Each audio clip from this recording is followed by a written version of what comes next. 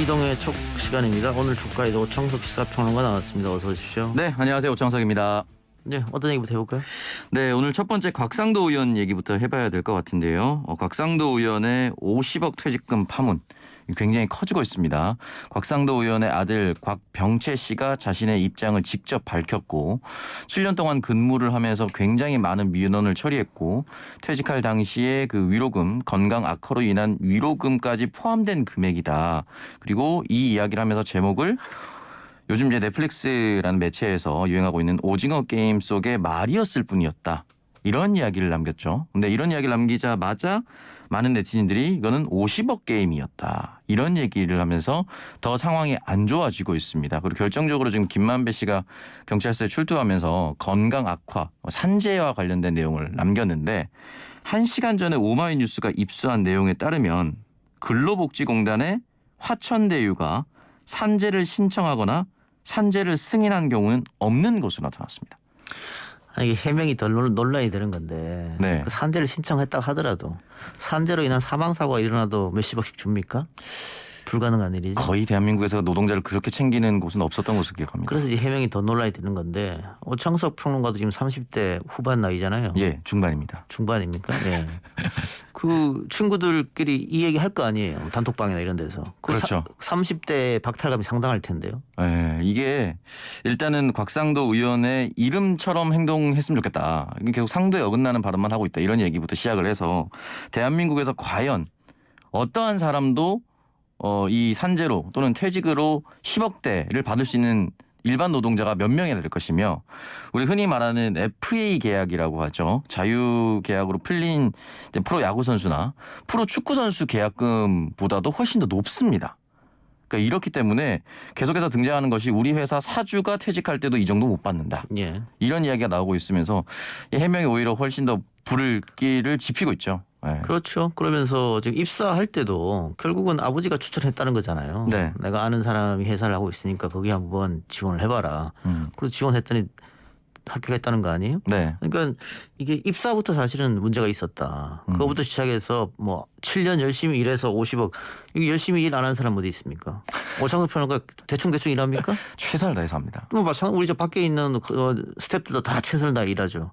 그런데 퇴직금 5천 받을 사람들도 제 눈에는 안 보이는데 지금 밖에 계신 분들은 그런 해명들이 더 화를 돋구었다 이렇게 보고 지금 제가 지난주 이동의 촉 시간에도 언급했습니다만 이게 화천대유 누구 겁니까? 이거 계속 이렇게 가면 국민의힘이 오히려 역풍 받을 수도 있겠다. 네.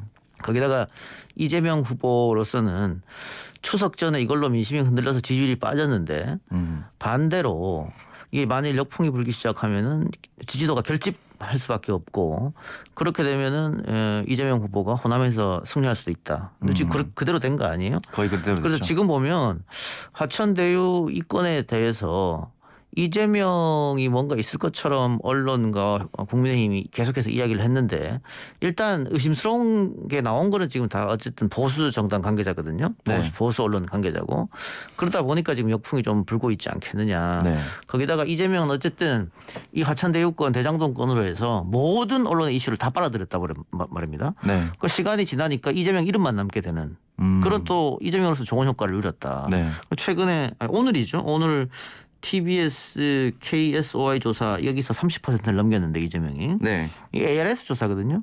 지금까지 이재명은 ARS 조사에 항상 약한 모습을 보였습니다. 전화 면접 조사에서만 좋은 결과가 나왔는데 처음으로 ARS 조사에서 30%를 넘었다. 자동 응답 조사에서 처음으로. 네. 그것도 이재명 캠프 쪽에서 고무적일 거고 MBC 코리아 리서치 조사에서도 2위 후보하고 오차범위 밖을 벌려버렸어요. 그러니까 이재명으로서는 대장동 건이 오히려 전화위복이 된 게 아니냐. 뭐 그렇게 생각할 수밖에 없고 국민의힘이 이걸 가지고 계속 끌고 가기 좀 어려울 것 같아요. 네. 당장 오늘 국민의힘 백드롭 교체했죠. 네. 화천대유는 누구 겁니까 해서 오늘 다른 걸로 쉽고 빠르게 내 손으로 대선 후보를 교체했습니다. 이거는 화천대유는 누구 겁니까 계속 질문하면 곽상도 의원한테 물어보세요. 곽상도 의원 아들한테 물어보세요. 이런 조롱을 당하기 때문에 이걸 계속 밀고 갈 수가 없어요. 네, 아마 길거리 현수막 명절 때 화천대유 누구 겁니까? 전국의 길거리 현수막 국민의힘이 다 달았거든요. 네. 그것도 아마 빠르게 아마 제거되리라 그렇게 보입니다. 이 이제 국민의힘이 계속 끌고 가서 국민의힘에 좋을 게 없어요. 지금 보면은 국민의힘에서 피감기관 수주 의혹 받았었던 박덕흠 의원, 그리고 일가 관련 개발 사업에 관련됐었던 전복민 의원, 윤희숙 의원, 곽상도 의원까지. 윤희숙 의원 사퇴안이 처리됐지만 어쨌든 의원들이 계속해서 문제가 불거질 때마다 탈당하는 걸로 그냥 선 긋고 넘어갔었거든요. 근데 이 부분도 탈당하고 곽상도 이름만 좀 사라지면 그냥 넘어갈 수가 있을까요? 이게 좀 다른 겁니다. 그러니까 그 오창석 평론가가 방금 이야기했던 다른 의원들이 있잖아요. 네. 그 의원들이 뭐 200억을 뭐 땅이 있네, 주택이 뭐 어쩌고 저쩌고 국민들 피부에 그렇게 확 다가오진 않아요. 네. 나랑 전혀 관계 없는 이야기 같고 먼 달나라 이야기 같거든. 금액이 너무 크다 보니 그렇죠. 근데 아들이 퇴직금으로 50억 하면 누구나 뭐 자녀들 다 있고 또 본인이 자녀일 수도 있고 네. 퇴직금은 우리 아버지도 받고 나도 받을 수 있는 거 아니에요? 그렇죠. 그러니까 나랑 관계된 거라고 생각하거든. 그런데 거기에 50억 너무 과도한 하면 나 내일처럼 생각해요. 분노를 할 수밖에 없죠. 그래서 다른 의원들이 탈당 스스로 하고 이렇게 꼬리 자르기로 성공했다. 이번 건은 좀 다르리라고 보여집니다. 그래서 국민의힘에서는 탈당을 이미 했지만은 지도부에서 조금 더 강한 징계가 필요하다. 이 부분에 대해서는 쉽게 사그라들지 않을 것 예. 같다. 실제로 뭐 아들이 대리였는데 50억이었으니까 사실 이 부분은 쉽게 사그라들지는 않겠죠. 다음 이야기로 넘어가겠습니다. 잠깐 언급하셨는데 이재명 경기도지사가 호남 경선에서 광주 전남에서 근소한 표차로 지긴 했습니다만 그 표차가 0.몇 % 차이였고 합산을 했을 때 이 50% 그러니까 결선 투표로 가지 않아도 되는 50% 선은 굳건히 지켰습니다. 이 부분에 대해서는 그렇다면 이제 남은 기간에서도 쉽게 이길 수 있을 거다. 이 기세를 몰아서 뭐 부울경이라든지 서울 경기까지 밀고 50% 넘어서 결선 없이 갈 가능성이 훨씬 더 높아졌다 보는 게 맞겠죠. 이게 호남 전체 49% 받았잖아요. 네. 지난주에 오창석 평론가하고 저하고 이야기할 때 캠프에서 45 이상만 해도 성공이다라고 생각했었어요. 네. 내심 48% 그러니까 40% 후반이면 대성공이다. 지금 대성공을 한 거예요. 이재명 캠프로서는 굉장히 지금 기세를 올린 거고 추미애 후보가 굉장히 적게 받았잖아요. 네, 맞습니다. 4.33 네. 광주 전남에서. 지금까지 두 자리 받다가 이렇게 떨어진 것은 아까 제가 얘기했던 이재명 쪽으로 지지자들이 결집한 겁니다. 이 대장동권으로 이렇게 되면 큰일 날 수도 있겠다 싶어서 그래서 좀 표가 겹치는 추미애 표가 빠지고 이재명 표가 다시 올라왔다. 그렇게 보여지는 거고. 그리고 이렇게 되면 이낙연 후보로서는 표를 만회할 만한 지역이 과연 있겠느냐. 남은 지역이 사실은 네. 없어 보이긴 합니다. 그러니까 광주 전남에서 압승을 한 뒤에 호남에서 어느 정도는 이기고 가야 2차 슈퍼위크에서 전세를 뒤집는다. 그런 보관이 있었었는데 지금 이 상황이면 다음 주에 있을 2차 슈퍼위크도 지금과 비슷한 결과가 나올 수밖에 없거든요. 네. 그리고 나머지 남아있는 것은 그러니까 이번 주 제주 또 PK 지나면은 수도권에 남아있는데 수도권은 특히 이제 경기 쪽은 이재명의 텃밭이에요. 그러니까 뒤집을 만한 남아있는 지역 순회 경선이 좀 안 보이는 그리고 굉장히 캠프로서는 이낙연 캠프에서 동력이 떨어지는 그런 상황이 왔다 그렇게 보여집니다. 네, 일단 이 부분에 대해서는 이제 앞으로 남은 경선을 좀 지켜봐야 될 것 같은데 중요한 건 이제 부울경 경선을 앞두고 흔히 말하는 영남이 본거지인 영남이 본진이라고 할 수 있는 김두관 후보가 사퇴를 했습니다. 또 사퇴를 하면서 이재명 지사를 도와달라고 지지 선언까지 남겼거든요. 그러니까 김두관 의원이 지금 양산의 지역구를 국회의원 두고 있고 당시 당선될 때는 무소속이었으나 어쨌든 민주당 계열로 경남도지사가 됐었는데 이 부분에 대해서 본인의 본거지에서 한번 표심을 확인해 보려고 그때도 안 좋으면 사퇴할 것이다라는 이런 얘기가 많이 있었는데 그 전에 사퇴해 버렸습니다. 이 부분이 어떤 영향을 미칠까요? 김두관 후보가 나름 PK에 조직력이 있기 때문에 기대를 좀 했을 텐데 그래서 김두관 후보의 표가 뭐 한 이재명을 지지했다고 해서 이재명한테 다 100% 쏠린다. 그건 아니라고 보고요. 뭐 지금까지 나오는 대로 그냥 나눠 가질 것 같아요. 다른 후보들과 함께. 그런데 이재명 후보가 PK 쪽에서도 계속 여론조사에서 많이 앞섰기 때문에 2위 후보 이낙연 후보가 PK에서 뭐 근소한 차로 좁힌다거나 뭐 뒤집거나 하는 건 불가능할 것 같고요. 네. 다만 아까 제가 말씀드렸던 이재명하고 추미애 표가 겹치는데 이제 누구 찍을까 굉장히 고민스러운 나날이 아마 펼쳐질 겁니다. 그 민주당 개혁을 지지하는 유권자들은 그러니까 1차 충청 경선에서 이재명이 생각보다 많이 나오니까 그 다음에 추미애가 많이 올라왔거든요. 네, 여유롭게 생각을 했겠죠. 네. 아마. 거기다가 1차 슈퍼웨이크에 때 생각보다 이재명이 적게 나오고 대장동권으로 이재명이 지지율이 흔들리니까 호남 경선에서 추미애는 떨어지고 이재명이 많이 나왔단 말이에요.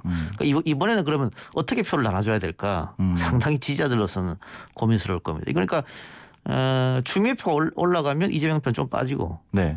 이재명이 올라가면 추미애가 좀 빠지고 그런 현상이 벌어질 겁니다. 네, 일단은 뭐 김두관 의원 그러나 뭐 결론적으로 대세는 큰 지장은 없다. 결정적으로. 네. 일단 김두관 의원이 빠지면서 다시 이제 사퇴하고 표를 다시 이제 모수가 줄어들게 되겠죠. 그렇다면 아마 득표율에 아마 아주 근소하게 차이가 있을 것 같은데 예. 그래서 이 계산이 좀 계속해서 복잡해지니까 민주당 지도부에서는 이제 사퇴를 좀 자제해달라는 권고를 얘기했었다고 했었고 지금 뭐 몇 명 남았다. 이제 아마 남은 후보들은 사퇴하지 않을 가능성이 매우 높다고 보는데 김두관 추미애 후보는 사퇴할 일이 없고요. 네, 김두관 후보는 사퇴했고 박용진 후보가 박용진 네. 추미애 후보는 사퇴할 일이 없고요. 가능성은 오히려 이낙연 후보 쪽에 있죠. 이낙연 후보 쪽에 있다고 생각을 해서 이제 다른 라디오 인터뷰에서 진행자가 이제 혹시 그런 일이 있을 것이다라는 추측성 이제 질문했었는데 미안하지 않느냐라고 하면서 약간의 매우 불편한 기색을 드러냈거든요. 마지막까지 완주하겠다는 의지로 받아들이는 게 맞을까요? 아니면 어떻게 될지 모른다고 볼까요? 뭐 이낙연 후보로서는 기대했던 호남에서 저조했기 때문에 네. 그 라디오 인터뷰에서 진행자가 불쑥 그런 질문을 하니까 불쾌하기도 했겠습니다만 만일 제가 이낙연 후보랑 인터뷰해도 그런 질문을 할 수밖에 없어요. 그 다들 궁금해하는 거잖아요. 질문 안 하면 어떡합니까? 네, 그게 아마 이제 보통은 되지 않을 것 같다라고 생각했을 때 후보들이 본인 스스로 자신 사퇴를 해왔기 때문에 질문을 할 수도 있는 모든 후보들한테 할 수 있는 거잖아요. 할 수 있어요. 할 수 있는 거고 네. 뭐 민주당 입장 혹은 이재명 입장에서도 이낙연 후보가 계속 띄워주는 게 좋죠. 네. 근데 어쨌든 이 캠프의 동력이 사라지면 후보도 뛰는 게 쉽지 않거든요. 근데 지금 보면 뭐 기대했던 호남에서 좋은 성적이 안 나왔기 때문에 캠프의 동력도 약간 상실된 것 같고 어쨌든 뭐 2차 슈퍼위크 때까지는 당연히 가는 거니까 네. 마지막 희망입니다. 2차 슈퍼위크가. 거기서 어느 정도 접전이 된다면 3차 슈퍼위크를 기대할 수 있으니까. 네. 근데 2차 슈퍼위크에서도 지금처럼 뭐 더블 스코어 차이가 난다? 그러면 계속 할 수 있을지 모르겠어요. 네. 결국은 2차 슈퍼위크가 이번 주잖아요. 이번 주말. 네. 이번 주말에 민주당 경선은 모든 게 결정난다 이렇게 보여집니다. 네, 알겠습니다. 국민의힘 소식으로 좀 넘어가도록 하겠습니다. 국민의힘도 지금 대선 예비 토론이 진행되고 있는데요. 홍준표 의원이 윤석열 전 총장에게 대장동과 관련된 첩보를 받지 않았냐라고 이야기를 하면서 책임론을 거론을 했습니다. 그리고 또 하나는 이제 여러 가지 질문했었는데 그중에 하나는 작게 5015 발동과 관련된 질문을 던졌었고 윤석열 후보가 안다고 대답했다가 설명을 해보니까 달라서 홍준표 후보가 이제 꾸짖는 모습으로 전개가 됐었는데 이 답변에 어쨌든 한미연합사령부 전쟁이 개시되면 어떻게 할 것이냐 대통령이라면 어떻게 할 거냐라고 했을 때 윤석열 후보가 나라면 미국 대통령한테 먼저 전화하겠다 이렇게 얘기를 하면서 많은 사람들이 주권 국가의 대통령으로서의 답변이 적절한 것이냐 라는 이제 비판까지 나오고 있습니다. 이 토론 어떻게 보셨나요? 근데 그런 홍준표 후보의 질문은 뭐 당연히 홍 후보로서는 할 수 있는 것인데 윤석열 후보가 준비가 안 돼 있다는 걸 다시 한번 보여준 거잖아요. 네. 뭐 작게 5017 같은 경우에는 언론에서도 많이 소개됐고 군대 갔다 온 사람도 다 알걸요? 한 번씩 다 들어볼 수밖에 없어요. 윤석열 후보가 군대를 안 가서. 근데 하여튼 준비가 안 됐다. 그런데 너무 홍준표 후보가 몰아붙이면 네. 또 동정론이 작용할 수 있어요. 윤석열 후보한테. 네. 그러니까 이게 TV 토론 국민 정서라는 게 묘한 거거든요. 몰아붙이고 저 상대편은 답변 못하고 그래서 난 이겼다 이번 토론에 생각하는데 뒤줄 보면 요지부동이고 이런 경우가 많이 생기기 때문에 그게 뭐 어느 한쪽이 일방적으로 더 낫다라고 판단하기 어렵습니다. 저는 오히려 동정심도 작용할 가능성도 있다고 봐요. 오히려 네. 그렇게 몰아붙이면. 어쨌든 윤석열 후보는 지난 토론에서 다시 한번 좀 준비가 덜 된 모습을 보여줬기 때문에 예를 들면 김여정 담화가 그 전날 나왔는데도 전혀 몰랐잖아요. 몰랐죠. 예, 이게 지금 외교 안보 분야를 준비하고 대통령을 할 사람인데 북한 2인자가 이야기하는 발언 내용을 모른다고 하면 그거 좀 문제가 있는 거 아니겠어요? 그렇죠. 그렇기 때문에 국민들이 그걸 보고 있던 정권 교체를 바라는 국민의힘 지지자들이 동정론으로 생각할지 아니면 정말 준비가 안 됐네 큰일 났네라고 생각할지 그거는 뭐 유권자들의 또 의지에 달려 있겠죠. 그러니까 이 부분이 만약에 이제 급작스럽게 질문해서 당황스럽다라고 볼 수도 있겠는데 그럼요. 그렇게 또 보는 사람도 있고 안 보시는 분들은 22일에 안보 관련된 11대 공약을 발표했는데 이 공약에 대해서 마크 램부트 미 국무부 일본 한국 담당 부차관보가 미국 정책에 무지한 것이다. 이런 식으로 또 얘기를 논평을 내보면서 뭐 핵얘기 때문에 그런 거잖아요. 예, 맞습니다. 그러니까 미국이 우리가 핵을 가진다고 하면 미국이 그거를 인정하겠습니까? 말이 안 되는 거잖아요. 그렇죠. 그러니까 미국의 정책을 하나도 모르고 미국의 분위기를 모르고 그렇게 얘기한 거다. 뭐 그런 차원에서 이야기한 것 같아요. 그래서 당연히 미국에서도 한반도 비핵화를 최우선으로 하고 있는데 뭐 해구산 얘기, 뭐 전술핵 얘기, 전술핵도 지금 21세기는 맞지 않잖아요. 네. 그런 것들 때문에 아마 그렇게 얘기한 것 같고 캠프에서도 지금은 8명 토론이니까 그나마 피해갈 수 있다. 근데 4명 토론으로 줄어들게 되면 더더욱 집중적으로 공격을 당할 수 있잖아요. 네. 그때를 대비해서라도 차근차근 준비를 캠프가 좀 해야 되지 않겠느냐. 네, 말씀하셨다시피 지금은 이제 8명이 경선을 통과해서 토론을 진행하고 있는데 만약에 지금처럼 윤석열 후보가 만약에 실망감을 계속해서 내비친다. 토론에 약한 모습을 보여준다. 준비가 안 된 모습을 보여준다라고 하면은 지지율이 빠질 수밖에 없는데 근데 또 국민의힘 내부 지지율을 좀 살펴보면 홍준표 후보가 그렇게 압도적으로 치고 나가는 모습은 또 보여주지 못하고 있습니다. 아무래도 보수를 지지하는 정권 교체를 바라는 국민들 입장에서는 아직까지는 그래도 홍준표로는 정권 교체를 하기 힘들다라고 생각해서 이 지지율 변동이 없는 걸까요? 그렇죠. 5년 전 생각나는 거죠. 그러니까 지금 대통령 선거 하는 분들 5년 전에도 거의 다 투표했던 분이잖아요. 그렇죠. 투표 안 한 분들은 이제 20대 젊은이들인데 그 20대 젊은 사람들은 홍준표한테 몰려 있어요. 윤석열보다 홍준표를 압도적으로 지지하고 있습니다. 20대 젊은 층은. 특히 20대 남성들. 그러니까 20대 젊은 그분들은 5년 전을 잘 기억 못 해요. 근데 그 이상 연배의 국민의힘 지지자들은 5년 전 홍준표 후보를 기억한단 말입니다. 그때 그렇죠. 당시 굉장히 불안한 후보, 비호감 후보, 또 막말 후보. 굉장히 약했죠 또. 그걸로 과연 이길 수 있을까 민주당 후보를?